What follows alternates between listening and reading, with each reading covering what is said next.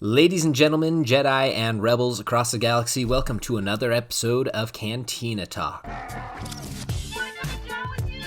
That's why I'm here. Today, we're going to talk about something that is forever going to change the future of Star Wars. Literally, I mean change the future. And it's all because of the latest episode of The Mandalorian.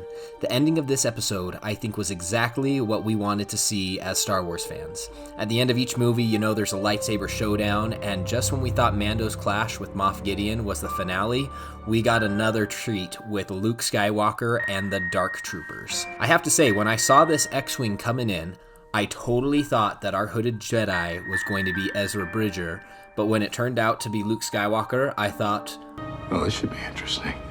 So, why do I think this is what's going to change the entire direction that Disney is going to take Star Wars?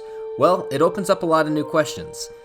The problem that Disney is going to run into is that if Luke takes the child and trains him, then we have to ask what will happen to him between now and the sequels. Because in the sequels, Kylo Ren destroys Luke's entire Jedi Academy. If Grogu is still a student of Luke at that time, then it means Kylo Ren would have had to have killed him, which is highly unlikely based on the extent of Grogu's powers that we've seen, plus Luke training him for another 20 some odd years.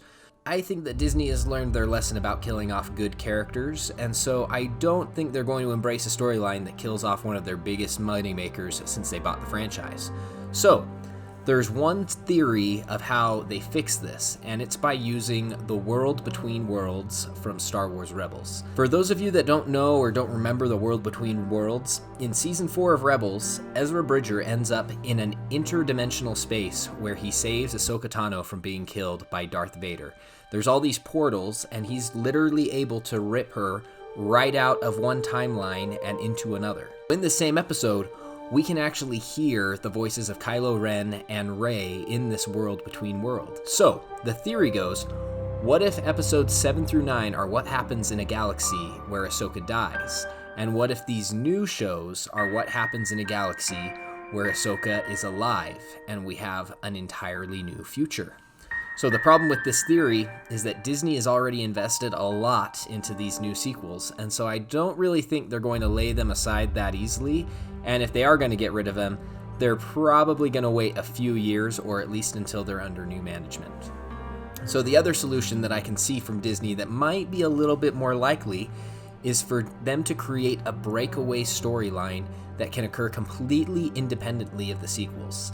So while I don't like this idea as much as the first one, it would make a lot more sense for them to take the characters from The Mandalorian and put them in a section of the galaxy like the unknown regions where the Republic doesn't exist, and have them fight evil there independently of everything that's going on in the galaxy during the Resistance. And we know that this can happen because we know Thrawn and Ezra are missing, and Ahsoka is looking for them. This gives ample opportunity for new villains and heroes to arise independently of the sequels.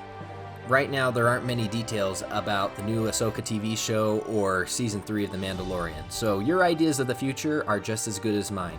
Let me know what you think Disney will do to make these storylines fit together in the comments section below.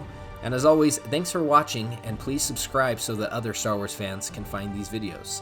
Until next time, keep drinking that Jawa juice, and may the Force be with you. Uses the Force. This is the weapon of the Jedi.